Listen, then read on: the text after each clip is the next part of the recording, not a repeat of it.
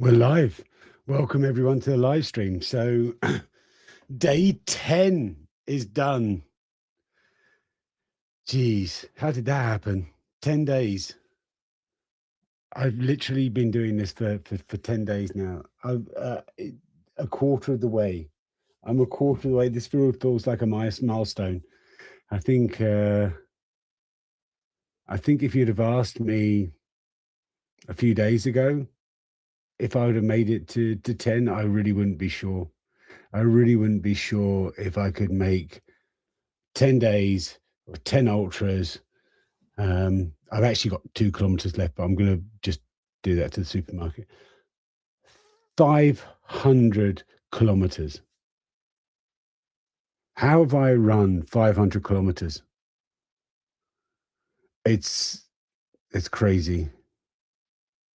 And in some really tough temperatures as well. It's been really brutal trying to get the distance done. You've sort of been with me for the whole time, and it feels like today was a baptism of fire. It really does feel like today. I think so. So one of the two people sort of joined me on the run today, Simona and Lawrence.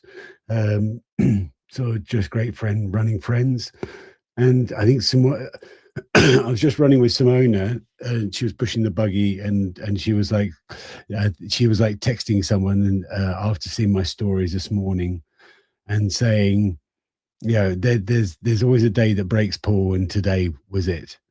And it's really true. Today was the day that broke me, in terms of I got completely overwhelmed in the morning, to the point where I had to sort of handle it in a specific way. I hope I don't break down when I talk about it in a second.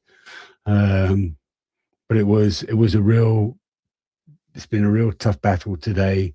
In terms of fitness and everything like that, fine. I would say that there is. I think I was actually recording a little bit for the video that I want to make afterwards, and I was just saying 3 minutes. 3 minutes is the difference that it makes when I have a friend running with me, and I think that's so crazy that it makes so much difference. 3 minutes per kilometer. I run faster 3 minutes per kilometer when I'm running with a friend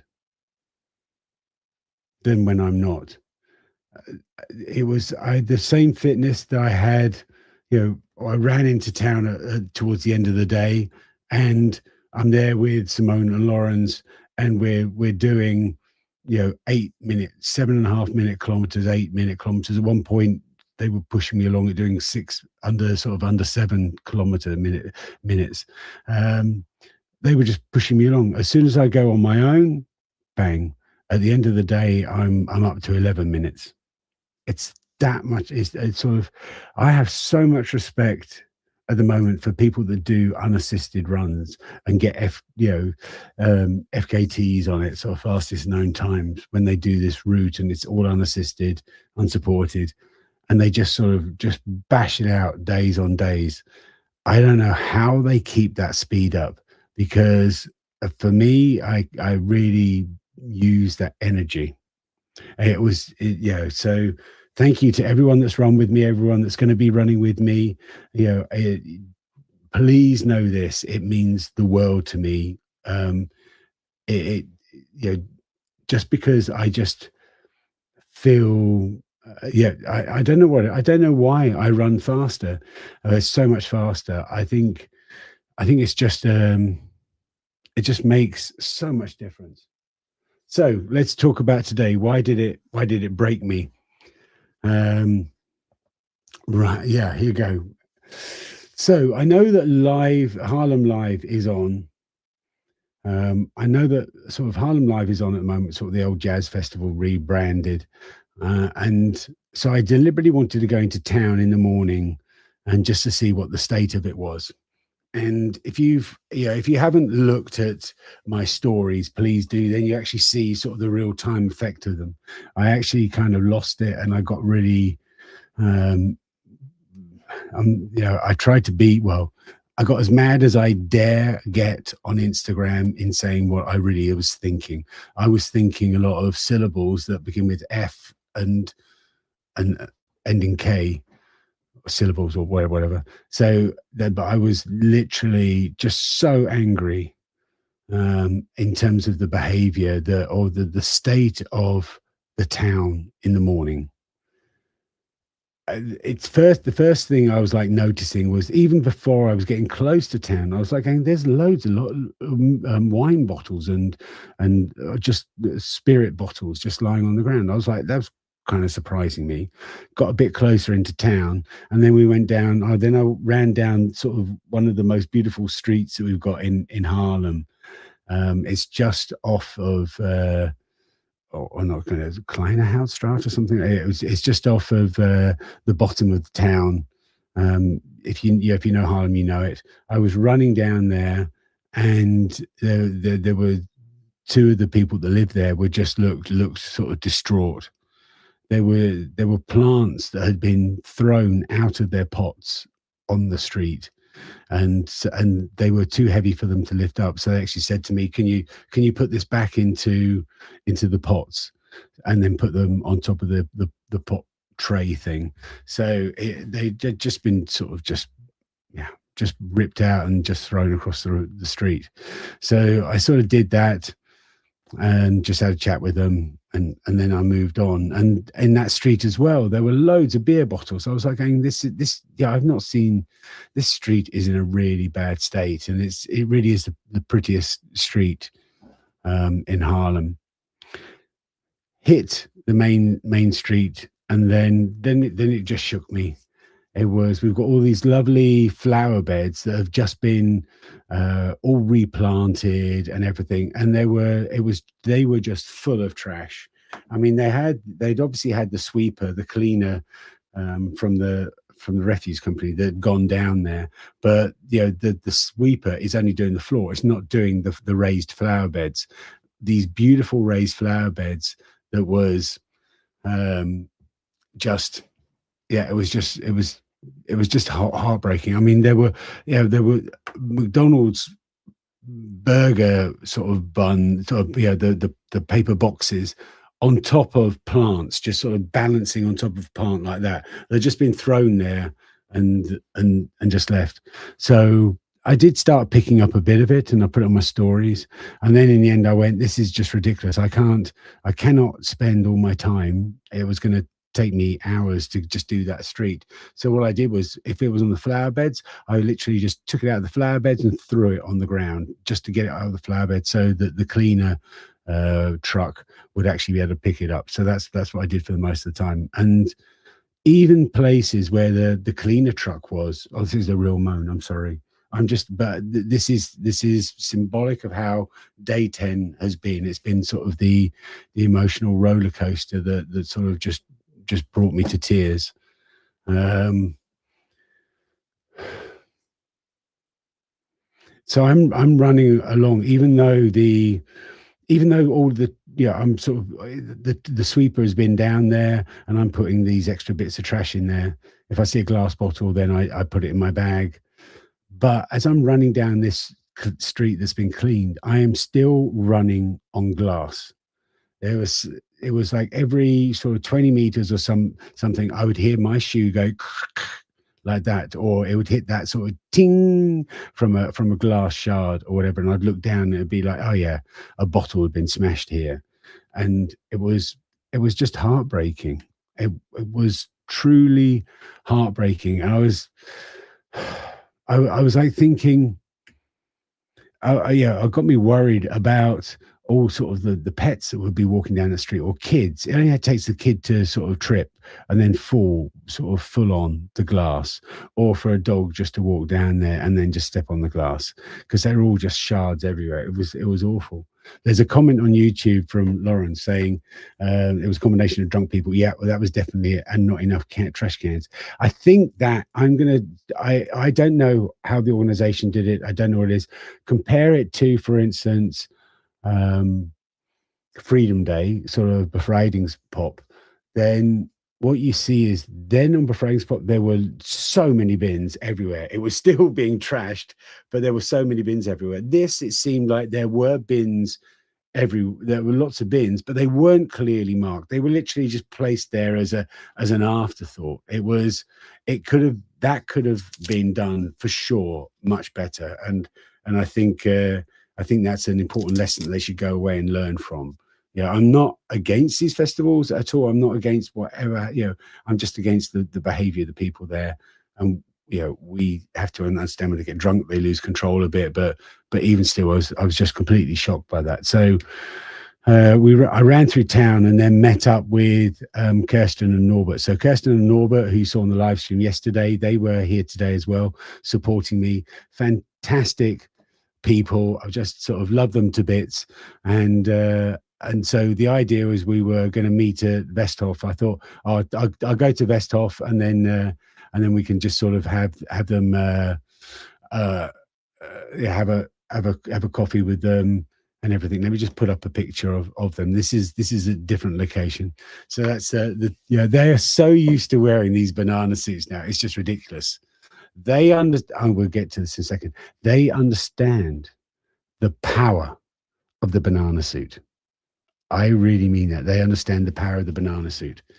Uh, the Such great people, and the brilliant thing with them having them for 2 days is I didn't have to think about things. They're like they would meet me every sort of 7 kilometers, and they'd have food, they'd have water, and everything like that. They were just so fantastic. So I huge shout out to them and to the sort of the help that they've given me over the last 2 days. As always, it's just been fantastic. Yeah, and the fair trade bananas, they get the fair trade bananas suits on loan. They're not allowed to buy them, but I think this is the third time. They said it's the third time they've used them.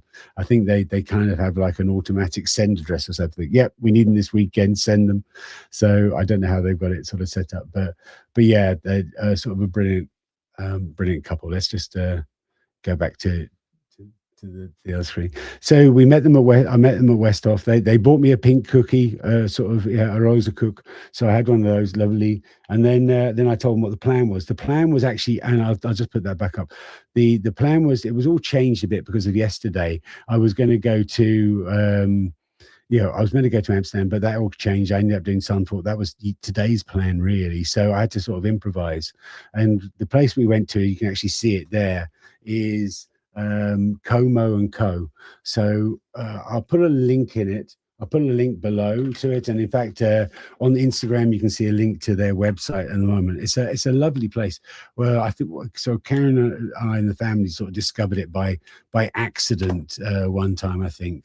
We were just looking for a place to have a sort of drink with the kids, and it was so wonderful. You can see there how it is just a really nice place by the water with these lovely parasols and everything. Really, really beautiful place. So, and I did mention that I was going there, but I tagged the wrong. Kirsten noticed I tagged the wrong company, so they had no idea I was coming. But they were so fascinated by the banana suits. They paid for the coffees for us. As I said, the coffees are on us for what you're doing. So huge shout out to Como and Co. Definitely check it out. It's sort of towards Nordvag, in that direction. So it's really it's really fun place.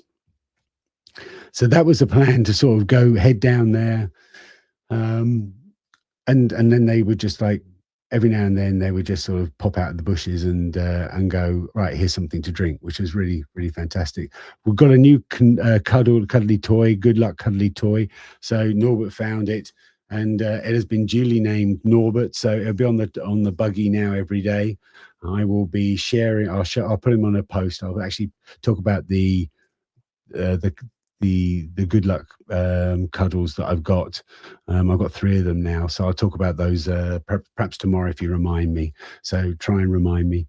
So we got down there, had a sort of coffee, then it was sort of heading back, and then on the way back, and this is a lot of people who know me from last year, who joined me last year. They hated the buggy because I didn't set the front wheel straight. So when you pushed it, it would go like that. It started doing that again. it started going, and I was like, oh, what the hell? I'm gonna have to adjust the wheel again. I was getting a little bit grumpy about that, but I was like thinking that's got to be, it's got to be, the wheel needs to be adjusted and things. I bumped sort of Norbert and Kirsten were there for the next stop. I looked down and got a flat. Is that from all the glass that is the it was, I think that could well have been, and I wouldn't be surprised if that was a piece of glass, because I think Norbert found it and it was so, it was just a little small piece of glass that had caused the puncture, but it probably was just wearing into the tire all the time, because you go over it and it just hits the top of the tire and then just, you know, and just works itself in. So I think I'm going to say, for, I think the art of storytelling, for the purpose of storytelling, that piece of glass is a direct result of Harlem Live and all the broken glass that was there. There you go. That's what I'm saying. That's my story, and I'm sticking to it. So I had to fix it.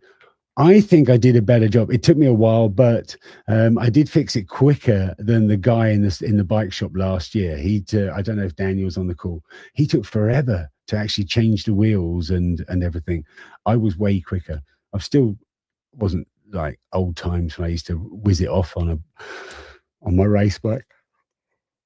Sorry, whiz it off on my race bike. So I've got slower, but I think I did a pretty good job of fixing the tire. So I've got one fresh tire, and the tires were worn down anyway. So I knew at some stage, if I got a puncture, when I got a puncture rather, then I'd have to actually change the inner tube and also the tire. So I've done that now. So I've got one brown tire, one black tire.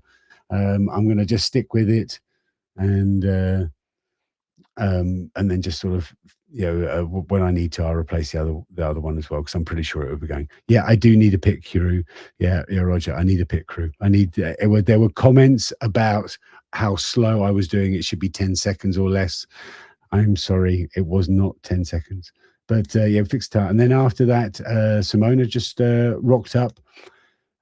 She says I don't mention it on the live streams and stories and things like that. And well, I am mentioning her now. So many of you will know I've got a banana suit spare. I did offer it. She said no. That's all I'm saying. That's all I'm saying. But she did join me, and then we just sort of started whizzing it, and it was like really, we were really sort of heading down the roads, and I was like, look, I was like, bloody hell, she's pushing me fast.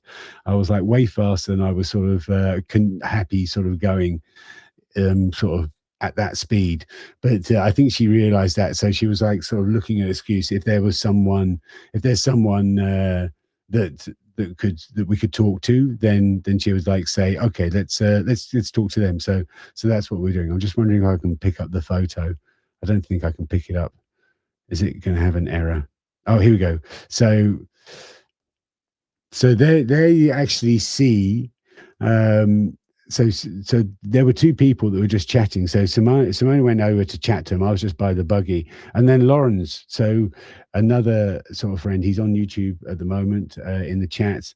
So he also popped by, and it was fantastic. Suddenly, I'm just like a fifth wheel here. I'm just like, what the hell do I do? They're just chatting for hours. I'm thinking, okay, so I'm drinking water and everything. But it was so good to have them today on the crew, which will lead me to the title of of day 10, the power of oh no, hang on, I've missed out. Oh gosh, sorry, I've missed out. I'm gonna just do this bit and then go back to this morning, because the emotions were really running high. I completely forgot to do that, so I have to talk about that in a sec. But let's just keep it with fun at the moment. So the power of the bananas, it is so crazy. So yesterday, Rochelle just wore the banana suit and just became an instant diva.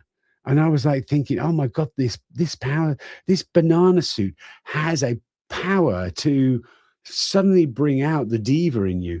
I am not a diva. It's clear I'm not a diva. It is when I put the banana suit, I become a diva. That's what it is. I think that's it. I can't think of any other reason other than the fact that, you know, The banana suit has the power. It's a bit like Spider-Man. With great power comes great responsibility. And that suit has great power because, and I know, and the reason why I'm saying that is because, so that was yesterday with Rochelle, it just became a complete diva. Today, I've got a spare suit. I said to Lawrence, do you want to put it on? He put it on. Instant diva. It was just crazy. It was exactly like Rochelle. It was like the people were coming up to him for selfies. He was a little bit less of a diva than Rochelle because he did steer them towards me, but still, he was lapping it. The arms go up, and as soon as they see someone, they're waving like mad and just having a fun time. Yeah, and he's just chatted in the YouTube channel. I felt the power. The banana suit is mystical. It is a mystical banana. It has the power to turn you into a diva. It's nothing to do with me. I'm a normal person. I swear. So yeah, he was wearing it for quite a few kilometers, and he seemed to be like he was loving it. Unfortunately, I haven't got it on footage. Sorry, I haven't got it on any footage of it at hand. I've got plenty of footage on my camera. Trust me. And also, I'm going to say, running style will impact how successful the banana suit is. The floppy banana bit just kept on getting stuck between his legs. It was really interesting. I was like, that's not me. I don't have that issue. I think yeah. So be careful when you have that banana suit because it can look a bit rude, especially from the behind. We sort of, I mean, we were having so much fun, or I was having so much fun anyway, just with all of the things. All the kids, loads of kids were coming up to us, looking for selfies, giving us high fives. Loads of young people as well, teenagers, sort of late teens, early 20s. They were chatting to us a lot, and we had this beautiful boat of kids go past. So Simona managed to sort of capture the footage of that. So let's just put that on.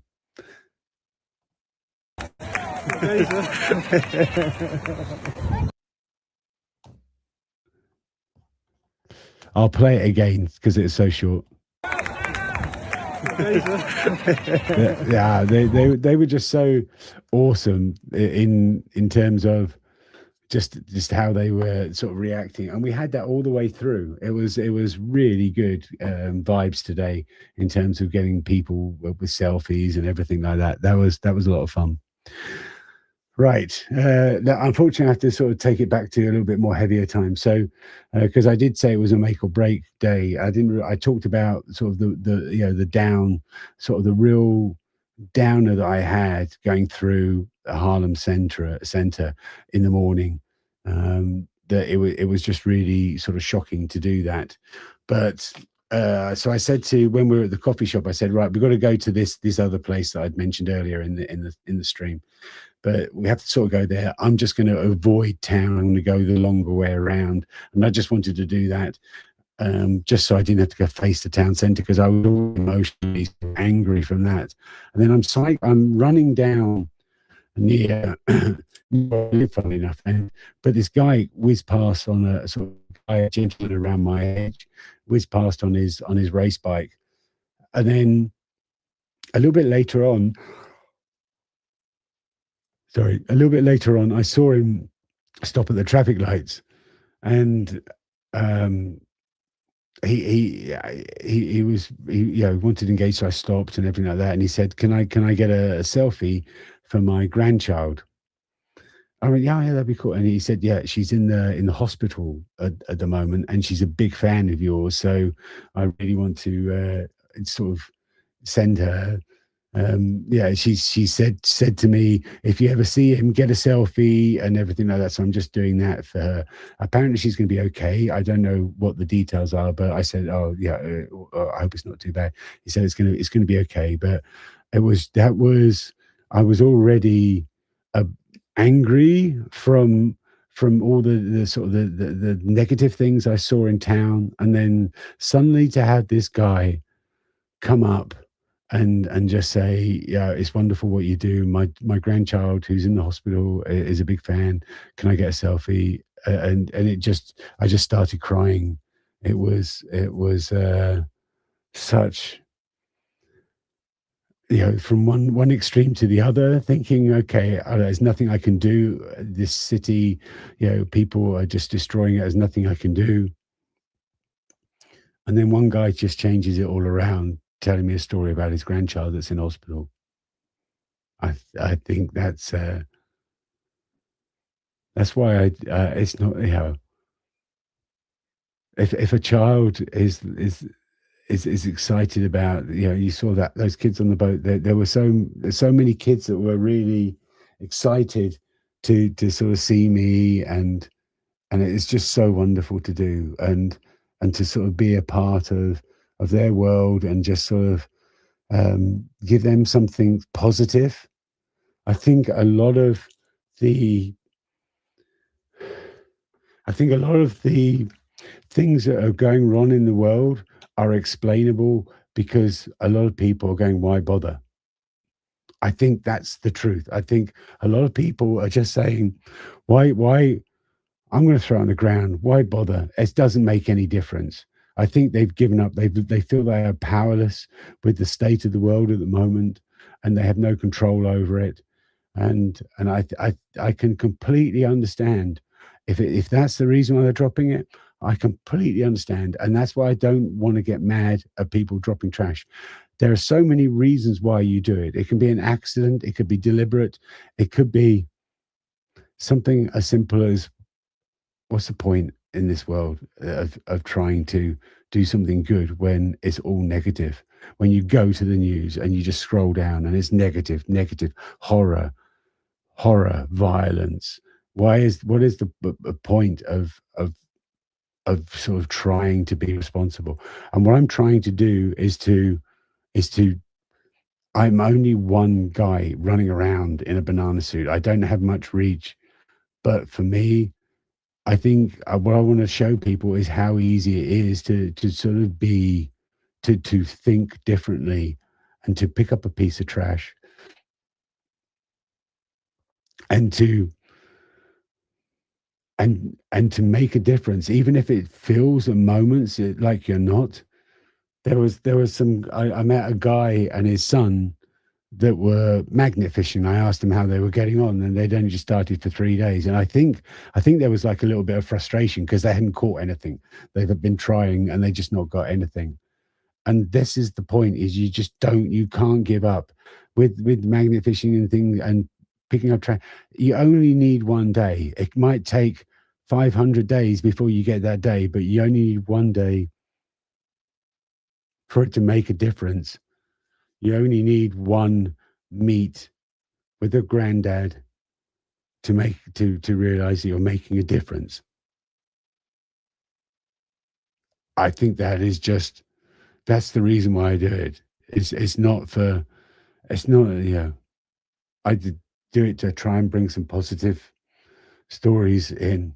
And then so I was all a little bit overwhelmed from that, and I found a vacuum cleaner that had been there for outside of this school. I think I'm pretty sure. Either I hope it's the same one, because there was a vacuum cleaner out there last month. I think it's the same one, and no one's just bothered picking it up or moving it. So I did. I sort of picked it up, and I was just sort of weighing it and putting it next to the bin. I didn't want to put it into the container, but I didn't want to. I can't carry it around to a recycling point, so all I can do is put it sort of next to the bin. That's the best I can do.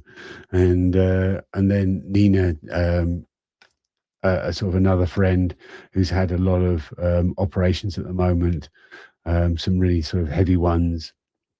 I won't go into them, but yeah, we've been in sort of contact, and she loves running, and she's been distraught that it's sort of not been able to run.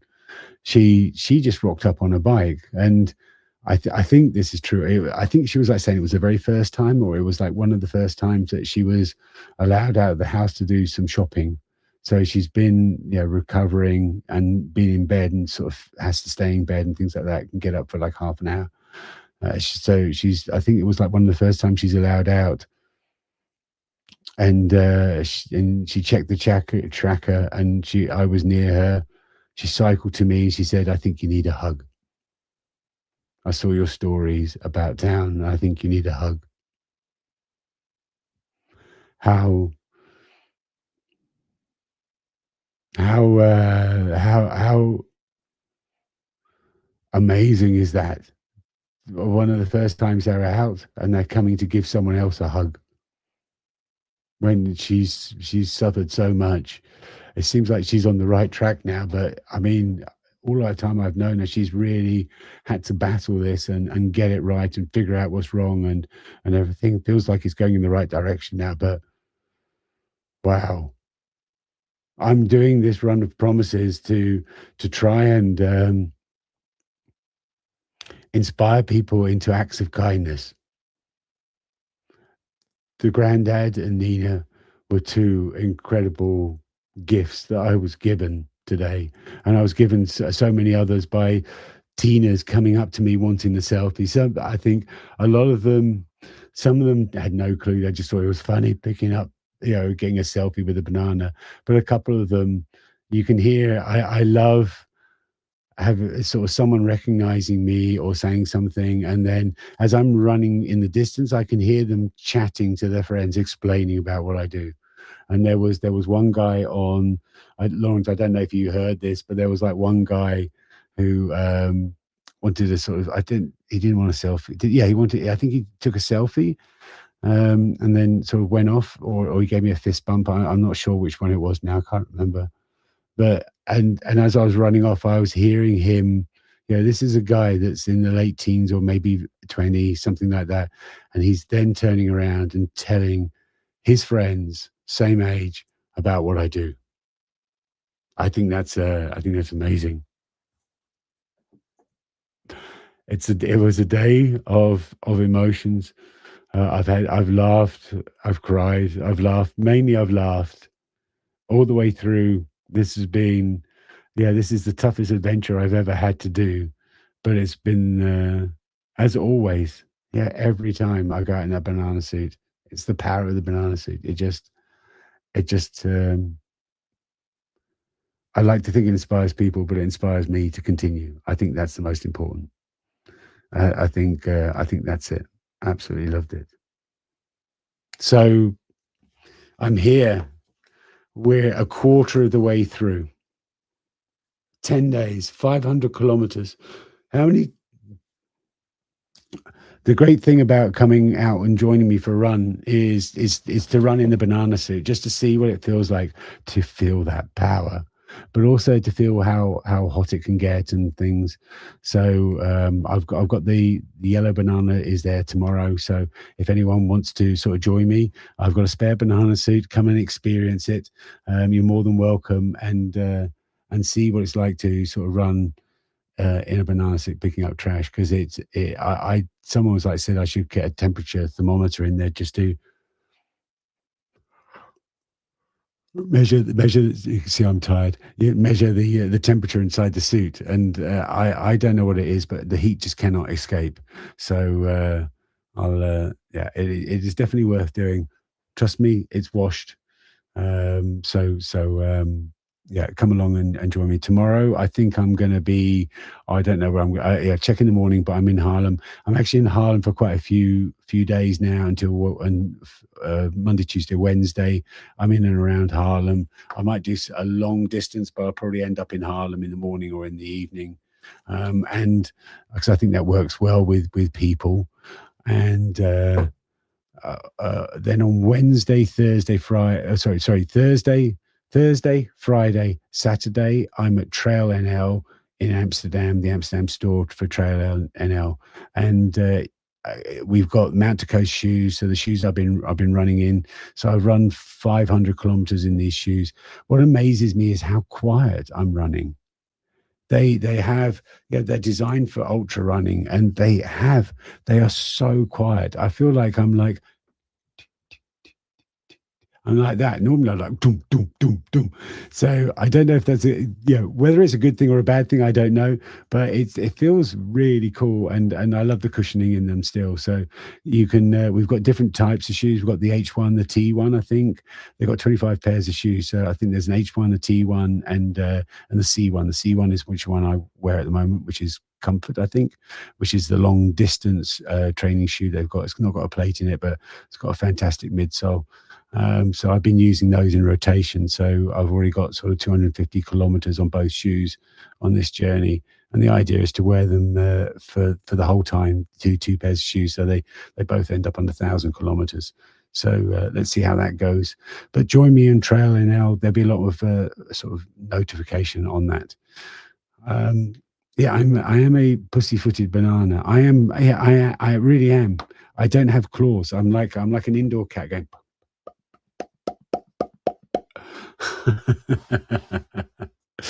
I just this has been such a wonderful. I can't believe a quarter of the way in.